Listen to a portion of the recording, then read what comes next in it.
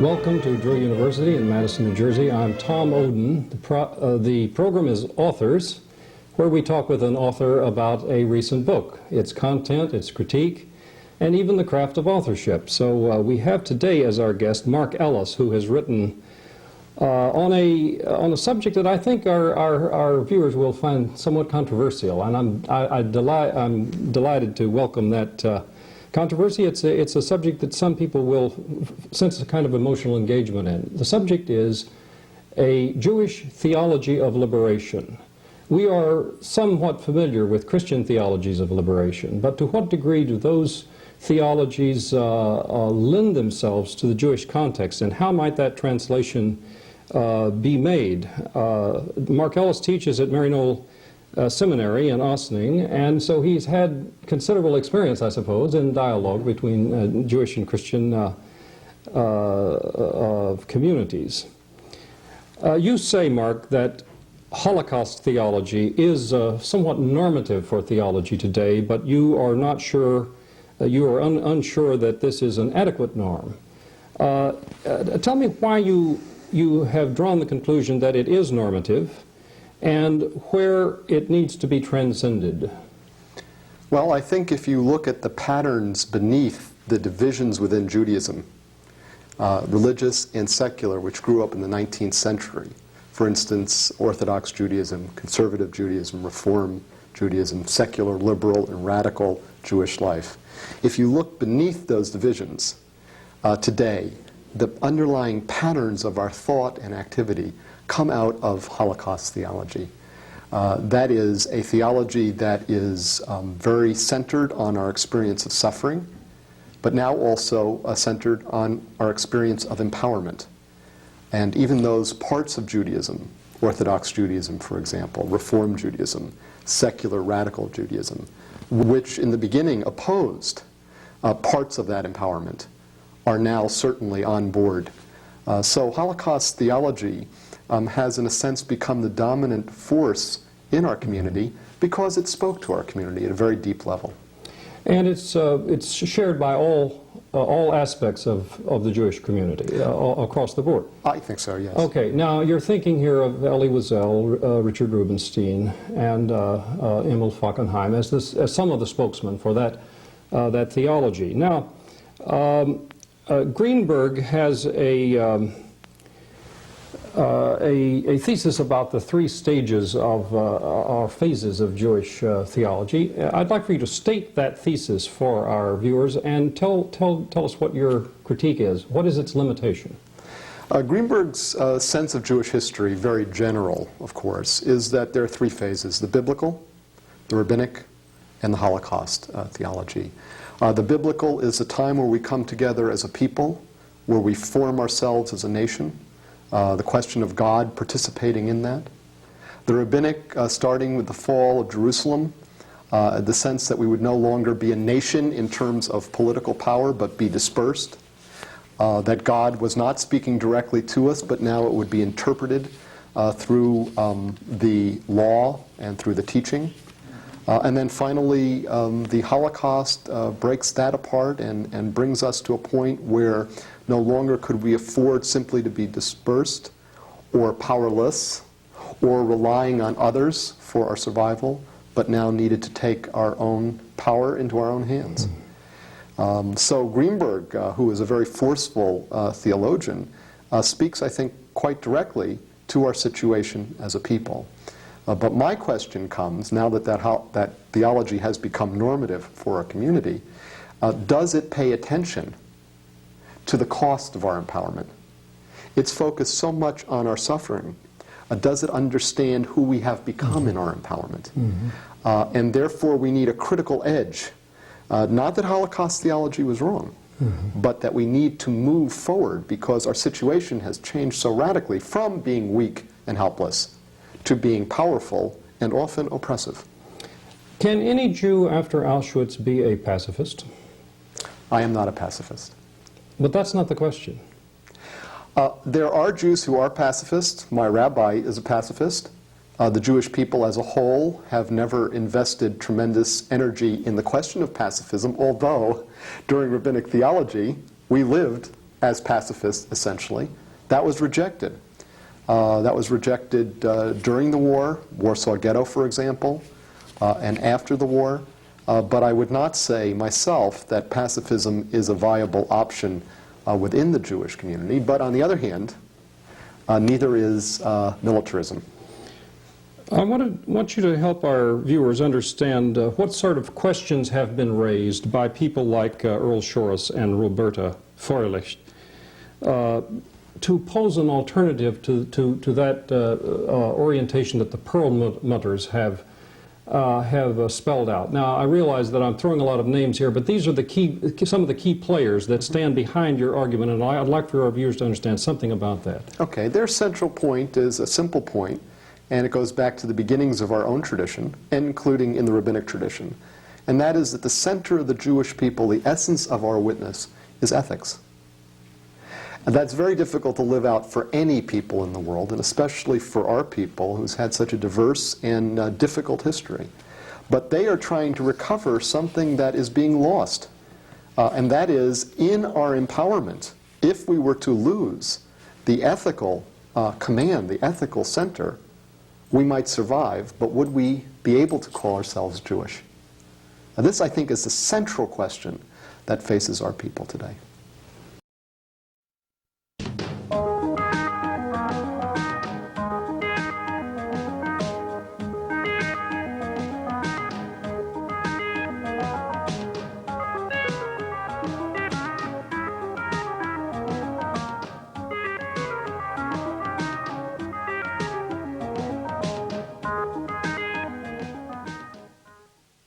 Good evening and welcome to Encounter.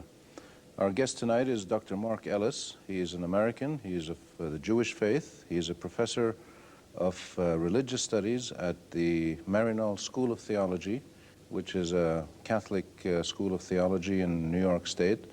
We've asked Dr. Ellis to be with us tonight because he has a field of interest which is particularly, I think, interesting and relevant to the people in the region today. He has done a lot of writing about and lecturing and speaking about the whole question of Israeli-Palestinian, Israeli-Arab relations, the role of the Holocaust in Jewish thinking and in the state of Israel, and what needs to be done for there to be genuine peace in the region and redemption and justice for all people. He's written several books.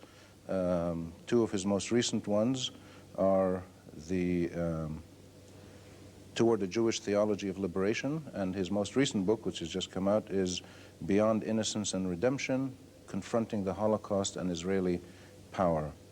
So, Dr. Marc Ellis, welcome to Jordan, and we're glad to have you with us on Encounter. Thank you, and it's good to be here. We don't often have American Jewish intellectuals on our show or visiting our country, and we wanted you to be with us because of your interesting perspective on these issues. Tell us first how you came to write about the question of Israeli-Palestinian, Israeli-Arab ties and the Holocaust, and what brought you to this point, and then give us a quick review of the general thesis that you present.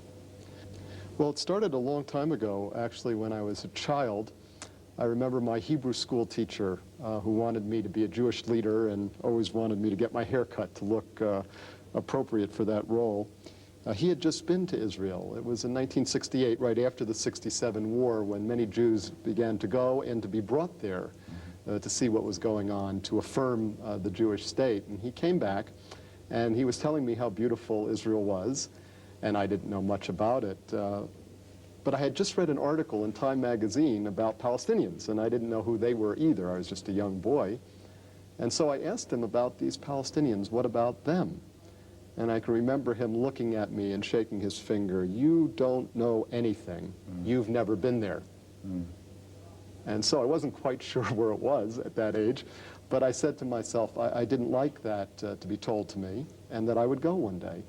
And in 1973, when I was in Europe studying for a year, I went.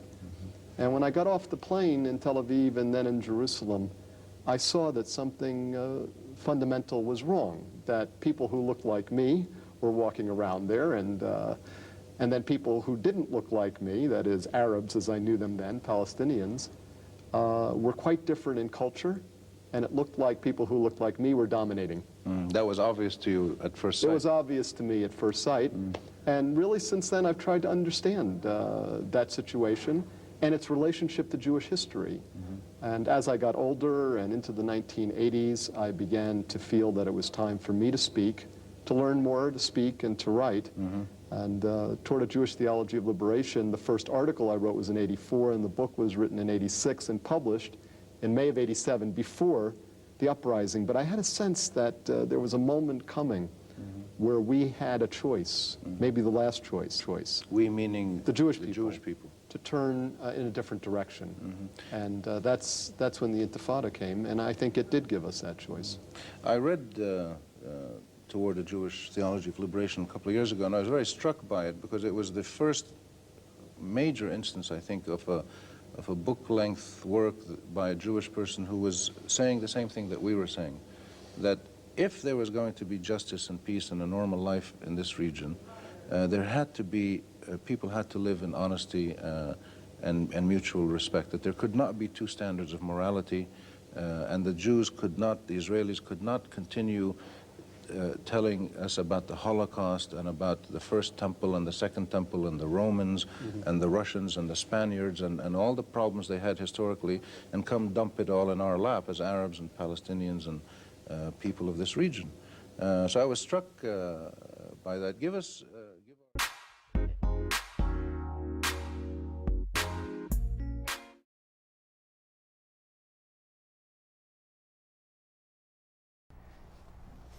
Hello, my name is Bob Schaible. I am a retired professor of arts and humanities at the University of Southern Maine's Lewiston-Auburn College.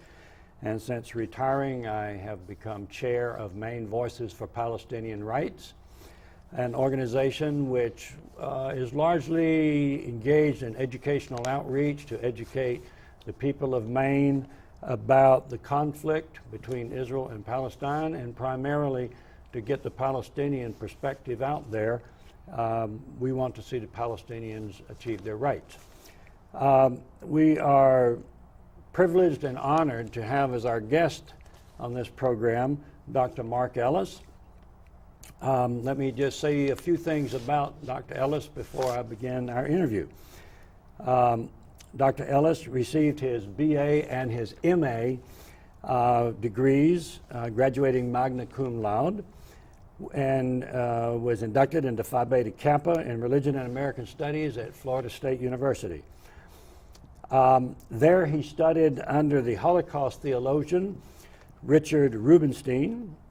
In 1980, he received his doctorate in history from Marquette University, where he was inducted into the Phi Alpha Theta and the Jesuit Honor Society. You may be noticing some kind of things that might be creating cognitive dissonance here. What is this Jewish scholar doing at places like Marquette University and being inducted into a Jesuit Honor Society? We'll talk about that during the interview. Since then, he has taught at the Mary Knoll School of Theology, another kind of unusual place, at Harvard University and Florida State University, and at Baylor University, where he created the Center for Jewish Studies. Dr. Ellis has spoken at over 300 venues in the United States, in Latin America, in Europe, Asia, and Africa.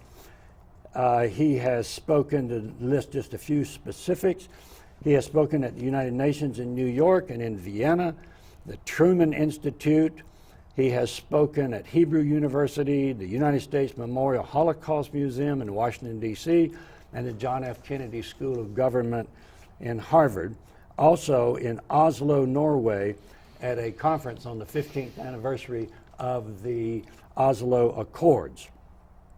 He has authored or edited some 20 books which have been published in a dozen languages.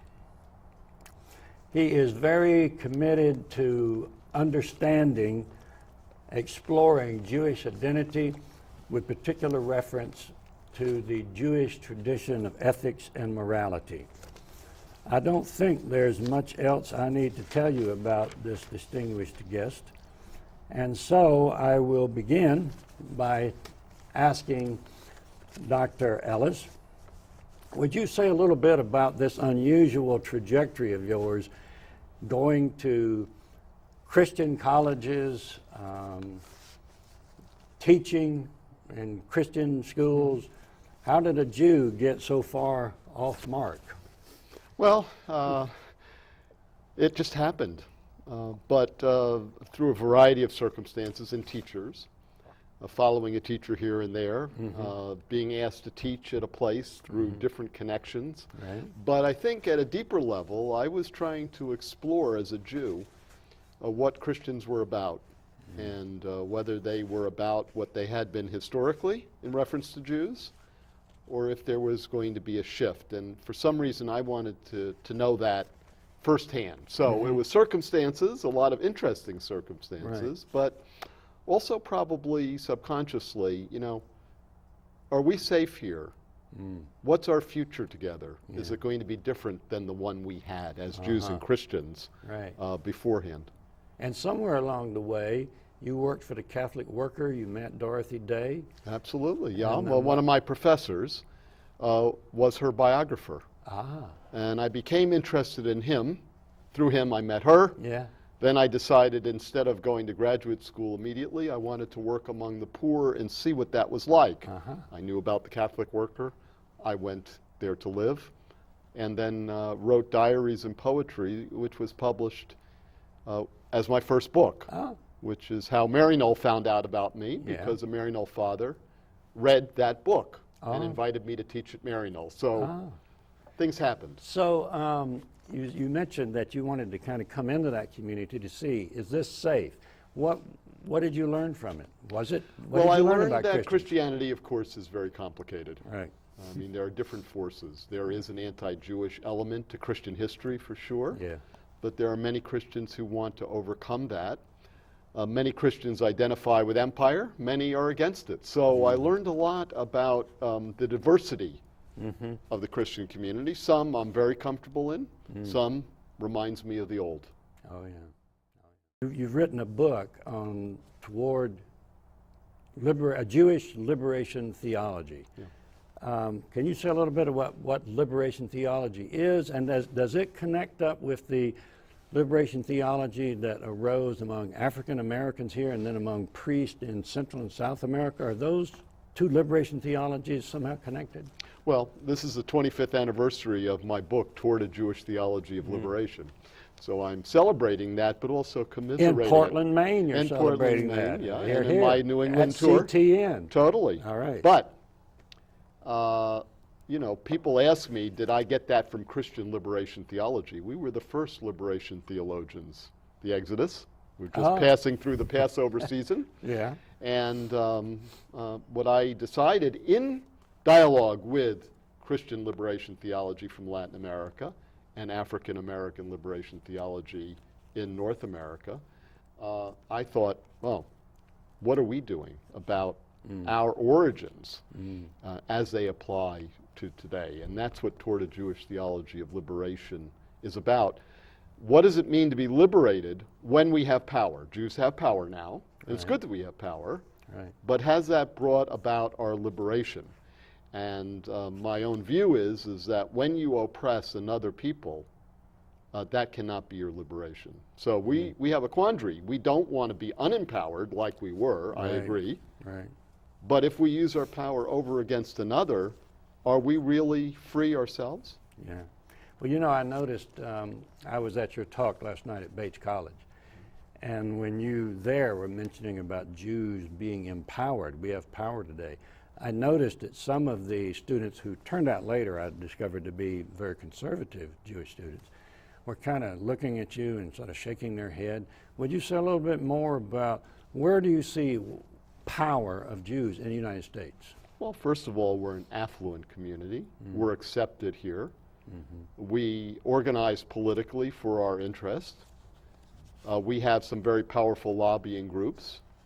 We're in the media, we're in institutions, academic institutions. We've made it in America. And we've made it because we had merit, we worked hard, and we made it. And that's good. But there's another question. What are we doing with that power? Yeah. So when some Jewish students, not all, because others come up to me afterwards and thank me, Right. some Jewish students don't really know how to behave anymore. They're angry. And I think they're not really angry at me. I think they're angry at the situation they're in. They don't know what to do.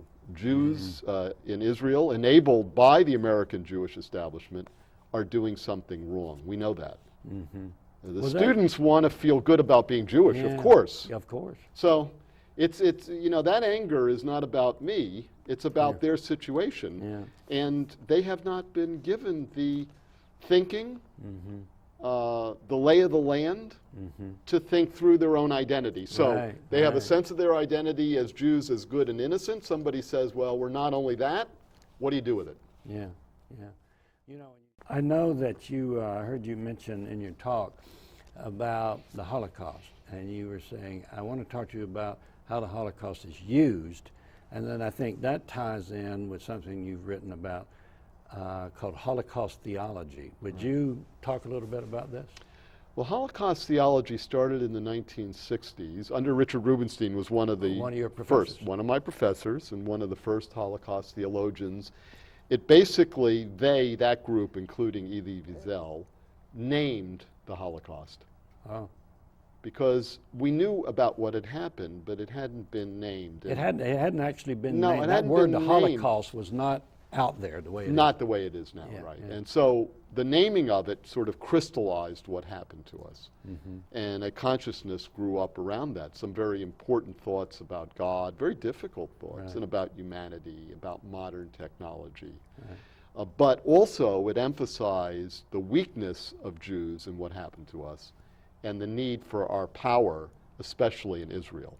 So from that moment on, you know, in the 60s and into the 70s and then beyond, Holocaust in Israel became central to Jewish identity, almost like God's.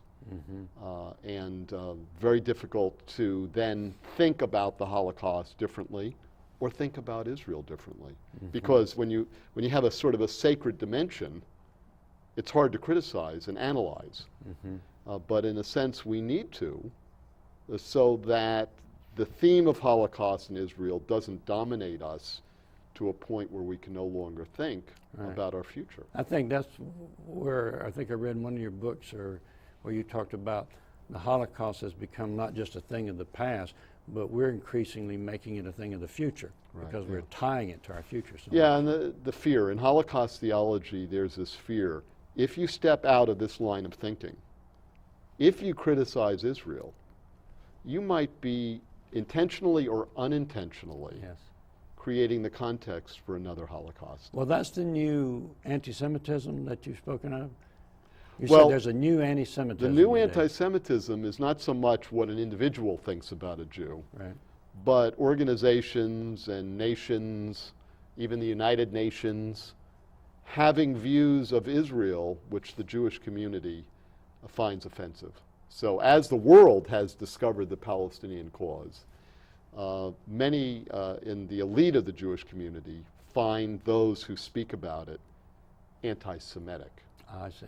Because they feel that they're creating a context where Israel is undermined. But my own sense is we have to listen to these criticisms, because a lot of them, not all, are real. And we have to separate the myth, the anti-Semitism, which does exist, Right.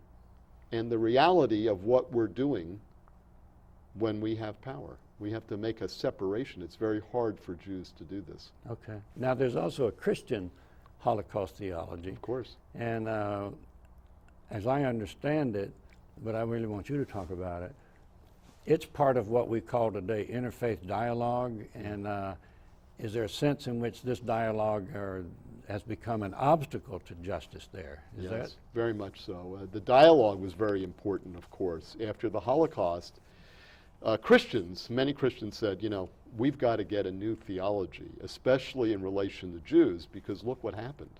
And Jews said, basically, get off our backs, which was right.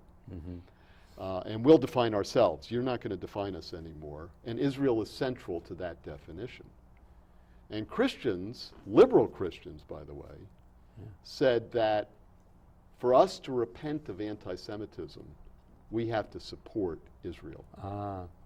Right? And all of it's understandable, but when Christians began to wake up to the fact that Israel wasn't innocent and only good, but was also oppressing the Palestinian people, when they began to raise that question, Jews in the interfaith ecumenical dialogue said, off limits. If you criticize Israel, you've ceased to repent for the Holocaust. You're reverting to anti-Semitism. That was the charge. And that's when I say it became a deal rather than a dialogue. You know, if you want to be seen as pro-Jewish, be silent about Israel's policies on Palestinians. And of course, many Christians are no longer silent. They've just left the ecumenical, interfaith ecumenical dialogue. They just said, hey, I'm out of here. And even Holocaust remembrance. I mean, we have this annually all over the United States, and there are less and less people interested. Not because of the Holocaust, but because the way Christians and some Jews feel the Holocaust is being used to silence their dissent regarding Palestinians. So we're having an abuse of this terribly tragic event, the Holocaust, and this very good possibility of interfaith dialogue. We're abusing this because we as Jews, or many Jews, aren't waking up to the fact that we've got to change course. Yeah. Well, in changing course, I'm sure that there are many establishment Jews who are just very angry at the ideas that you articulate so well. And they think you're bad for Judaism, you're bad for Israel. But as I read you, it seems to me that what you're really concerned about, and if so, I'd like to hear you talk about it a little bit, is that you're really worried that Judaism is losing its soul. It's losing its deepest core values. What can you Well, say first about of all, that? don't think that everyone in the establishment who's negative toward me thinks that I'm wrong.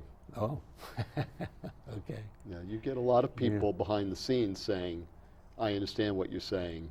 I think you're right.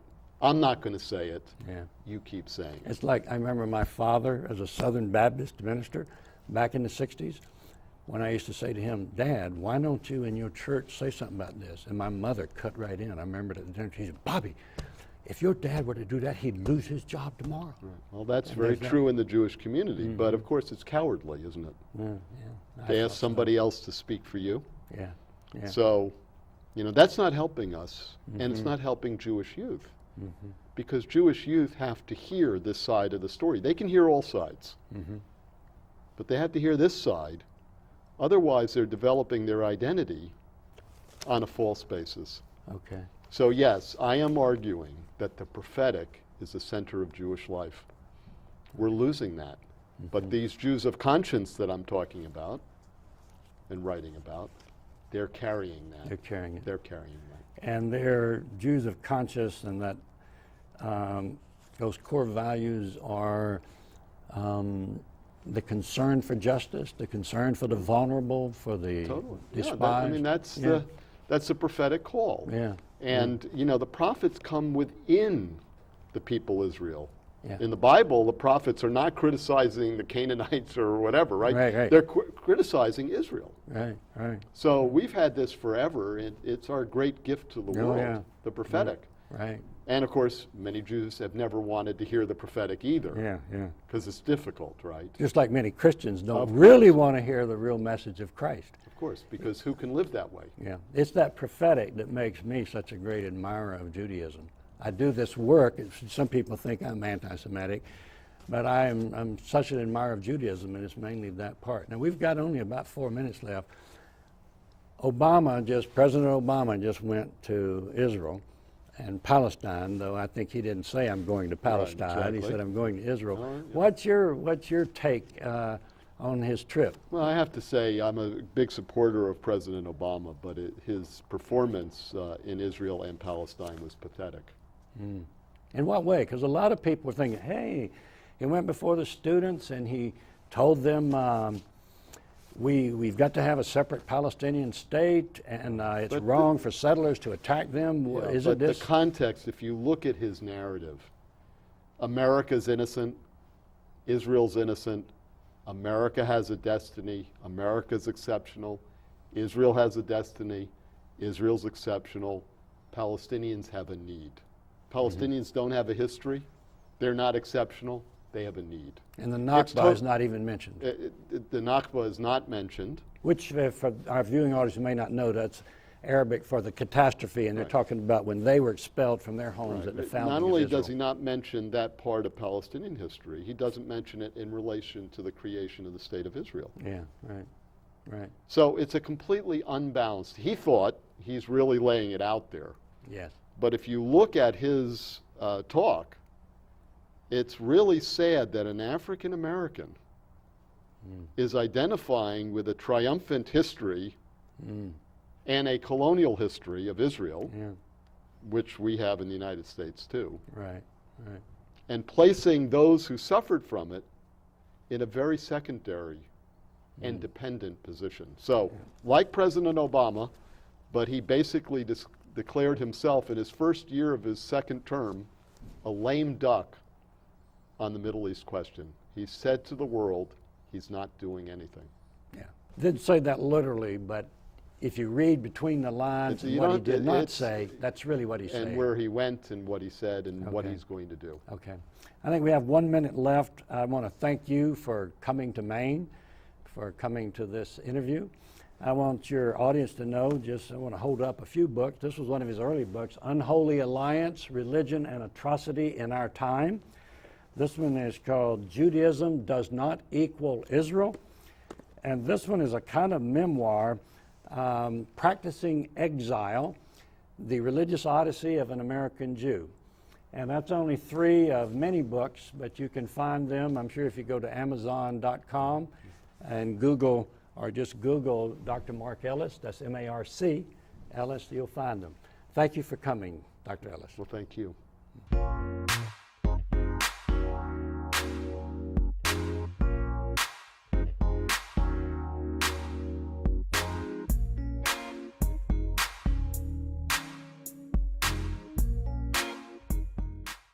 I am, with many Jews of conscience, totally, absolutely, completely against this slaughter of Palestinians. It makes me feel sick inside.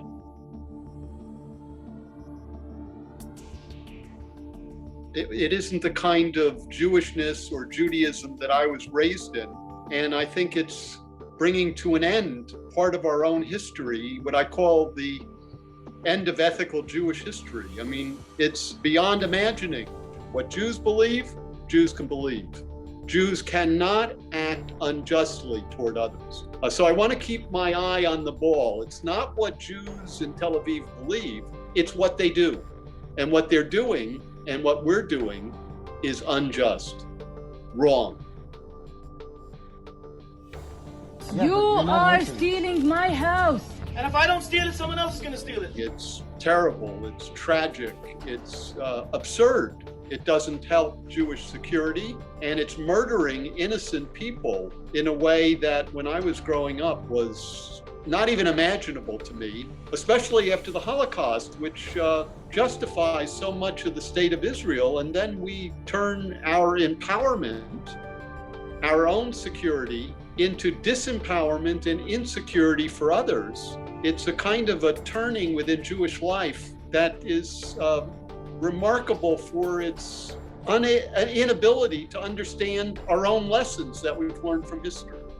What Jews have done to the Palestinian people is wrong, and what Jews are doing to the Palestinian people is wrong. As a Jew, I take responsibility for what we do as Jews. It's an isolation of a people that Israel is the arm of that isolation, but is enabled by other actors too.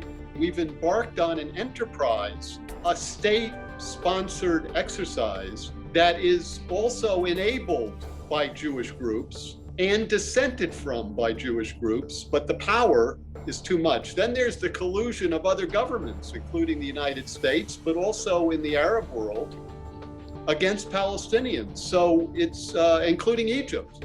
And nobody, it seems, wants Palestinians to be free and independent. the first thing we have to admit in Jerusalem is what we as Jews have done and are doing to the Palestinian people is wrong.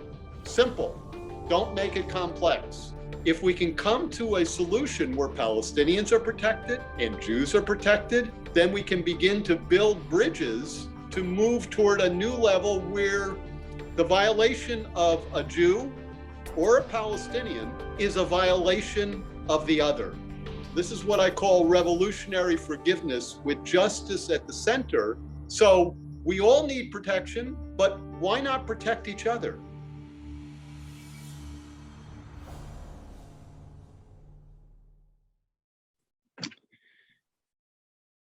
Well, welcome to everyone tuning in. My name is Aaron Anderson, and I'm one of the founders of ICS. And today I'm here with Marc Ellis. Welcome, Marc. Marc is a renowned author and Jewish liberation theologian who has authored numerous books. Notably, he's been outspoken about the cause of Palestinian liberation and justice and peace in Israel and Palestine. He has spent years developing the idea of the Jewish prophetic, which focuses on the ways the ancient Jewish prophetic tradition has spread beyond the boundaries of the Jewish community and into the world, and a tradition that now has the potential to speak back into the Jewish community itself, especially with the prophetic criticism of Zionism. Marc is also very familiar with the ins and outs of Christian communities. He spent a lifetime in dialogue with Christians, especially those in the Catholic worker movement. He's a retired professor of Jewish studies at Baylor University, and he's been a visiting professor at a number of institutions, including the United Nations mandated University for Peace in Costa Rica, as well as the University of Innsbruck in Austria. I'm also very pleased to say that Marc has recently joined the advisory board at ICS and has very graciously offered to join us during Holy Week to have a conversation about Christianity's relationship to Judaism, liberation theology, and most seriously, the relationship of Christianity to the stain of anti-Semitism and anti-Judaism. I also want to make sure we plug a very important, exciting new book. It's a book in tribute to Marc Ellis. Marc has the book here with us, which he can hold up for those who are interested. That book is called The New Diaspora and the Global Prophetic, Encountering the Work of Marc Ellis. Looks very interesting and exciting. Feel free to pick it up and get to know Marc's work just a little bit better. Also in the recorded video that's posted to YouTube, we'll make sure to mention some of Marc's books and other important articles and works. You know, I think there's a deep desire for politically involved Christians on the left to counter spiritualizing interpretations of Jesus, because those spiritualizing interpretations are often ways of producing forms of reactionary and oppressive politics, right? And there have been a lot of folks in Christian scholarly circles and activist circles. I think, for instance, of Aubrey Hendricks Jr., who's also on our advisory board, who's written a book entitled The Politics of Jesus, which takes both his Jewishness very seriously and basically begins by saying, for him as a Christian, the entrance of God onto the stage of history is in response to oppression, the oppression of the Israelite people, right? That's where the story begins. Right. And he traces that all the way to the Jewish Jesus as one who is declaring through his life and ministry the one sovereign God, right? Especially over Rome. And so there are all these ways that Christians have sought to, while not trying to anachronize, right, or make Jesus into something that he's not, have sought to understand his life in an extraordinarily political, economic, radical way. I'm wondering if you find that whole notion itself useful, problematic, right? So not just the temple narratives, any one discrete narrative, but this whole project of kind of rooting in radical Christianity in a radical figure named Jesus. How do you, as a Jew and a scholar and a liberation theologian, think about that term and the way Christians have used it? Well, first of all, I've read a lot. I haven't read that book, but I've read a lot, and I enjoy it. And I've learned a lot from Christians, and some of my best friends are Christian. But I'm an agnostic on this, and I understand it. It's like battling your whole life again. And you think a Jewish theology of liberation is a struggle within my own tradition. But I just thought about it when I wrote it as my voice. I had to speak. I didn't have a strategy. Strategies, and now we also have other things that become religious. So this whole thing about colonialism, as if that covers all the bases, that's a religious idea, which becomes basically. So we're all involved in our traditions, in our histories, and we're all battling, and we're struggling, and we're struggling, and we're singing together, we're holding hands, we shall overcome. We're not going to overcome. It's not going to happen that way. And this is what I'm trying to get across in some of my writing and even in my painting, without thinking about it. We're not going to overcome. The prophetic is not going to run the world and probably shouldn't. But those of us who are drawn to the prophetic must speak and then must endure exile. Now, what does that mean? You know, you say, well, some people ask me, did I think that my speech about, in my writing about Palestine would liberate Palestine? I never thought about it at all. Did I think I would solve? I never thought about that at all. I just had to find my voice. Now, there are other people who have found their voice, and now many more people than when I started out. And some of them have found my voice partly because of my voice. And some of those people who have found their voice partly because of my voice, I'm not so sure about their voice. So, you know, but the world is not, when you look at the global supply chain, when Trump did his things about China, I remember reading articles in the New York Times about the millions and millions of pounds of beef that were sitting in warehouses. I mean, the global trade, and people need to eat. And you say, well, that's not the proper way to eat. But, you know, the ideas of how we would move from one place to another place, we have to be very careful. And the prophets, if you look at them in the Hebrew Bible, in the indigenous prophetic, I don't mean tacked on prophetic. The prophetic is not indigenous to Christianity the way it is to Judaism. There are some wonderful things that Christianity has that we can't touch. Islam too. But the indigenous prophetic is unique. And those prophets do not succeed. Those prophets speak and then run and hope that God will be with them. And once in a while, God pops up and says, I'm going to send ravens with food. And then other times, God is AWOL, and, you know, thinking about something else. So that's where we are, really. When we get together and we sing We Shall Overcome, I understand it. I usually try to take a bathroom break during that time, because I think our thought has just ended. We're not going to overcome. Good. All right. Okay. What do we do? Now, that is where it becomes interesting and real, when we realize. So, for instance, people ask me, what do you think about a Jewish theology of liberation? Did it succeed? And now it failed. You know, as I spoke more and more and got better and better and better, the political situation devolved.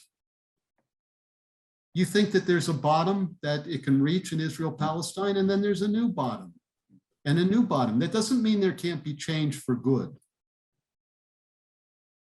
But we carry the prophetic with us into exile. Now, in exile, we find other people who embrace the prophetic, who are Jews, who are Christians, who are Muslims, who are Hindus, who don't want to have anything to do with any of that. Sometimes the brightest people, but yet it's very superficial. We have non-Jew Jews and non-Christian, you know, and then you hear them speak and you say, oh, it's so Jewish. Or so, oh, it's so Christian. Are you a Methodist? You know, how do you know? You know, and it used to be when I was traveling among Catholics, you'd have women of a certain age come up to me and I would say, where were you a sister? She said, how do you know that? You could see it. You can hear it in the speech. So these traditions have a hold on us, and appropriately so, as we struggle with them and sometimes against them. But the deeper issue is, what are we going to do in our failure? It doesn't mean we set out to fail, but when we set out to succeed, notice we have to drop this and this. And people say, well, Mark, when I started out, you know, if you didn't say this, you'd be much more accepted in the community. And then I said, no. These people cut 10, 20, 30% to make themselves available to other Jews, and Christians do this too. And you want to give gospel stories that get, and the end is you're dead in the water. So my sense is that we have to carry the prophetic, for those of us who are drawn to it, as a negotiation with the powers that are, and hope for better times, especially for those who need better times more than we do. But as one theologian said at a meeting in Mexico City, he said most Christian theology, he was a Christian liberationist, speak only to those Christians within a certain world that they exist in. Yes. But there are hundreds of millions and perhaps billions of people who are completely out of that. These are people who work on these ships who disappear, and you know, there's a whole world out there that's not touched by this at all. Does that mean we shouldn't do it? No, but we should know the limits of it. The prophetic is always in exile. So let's get on with it.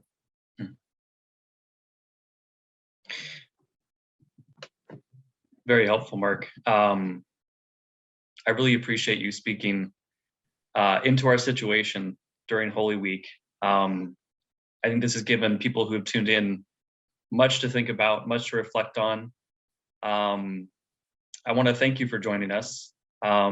It's been a profound experience for me just to sit here and listen to you talk about these things. And I again want to encourage people who have watched this to, again, certainly do track down Mark's multiple works, including the most recent tribute book to him, The New Diaspora and the Global Prophetic. Again, we'll be also adding some resources to the YouTube video about Mark's work. And you can also learn more about what Mark is doing with us at ICS's website, which is simply christiansocialism.com. Mark, we're profoundly grateful to having you join us for the last, I think, 45 minutes or so. It's, I think, been a great time of learning. It'll be great resources for those who care deeply about unlearning some of these harmful patterns and broadening and deepening our experience of Christianity that owns up to its failure and joins in solidarity with people like yourself. So thank you again for joining us today. Well, thank you for having me, and I hope you have a good and meaningful Easter. Wonderful. Thank you.